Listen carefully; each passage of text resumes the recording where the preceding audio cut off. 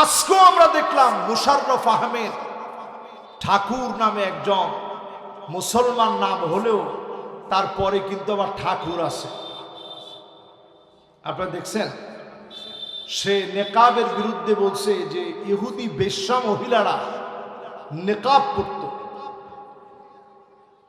নাউজুবিল্লাহ, আপনারা অনেকে বলতে চাবেন না, সবাই একটু জোরে সোরে বলেন তো নাউযুবিল্লাহ। সে এই কথাটা বলে বোঝাতে চেয়েছে যে বেশ্যা মহিলারা নেকাব পরে, ইহুদিরা পড়ছে, বর্তমানে যারা নেকাব পরে এটা ইসলামিক ড্রেস না।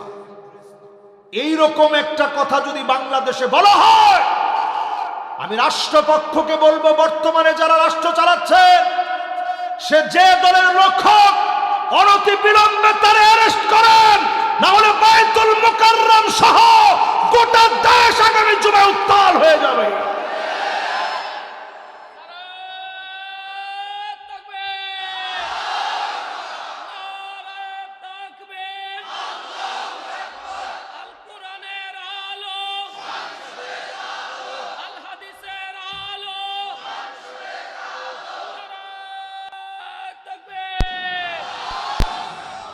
আপনি চিন্তা করেন সাহস কত বড়।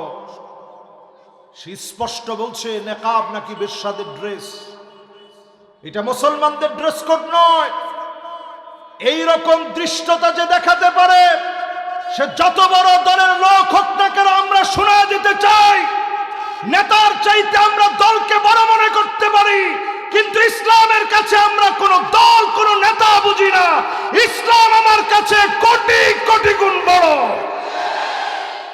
চ্যানেলটি সাবস্ক্রাইব করুন, বেল আইকনটি বেজে দিয়ে সাথেই থাকুন।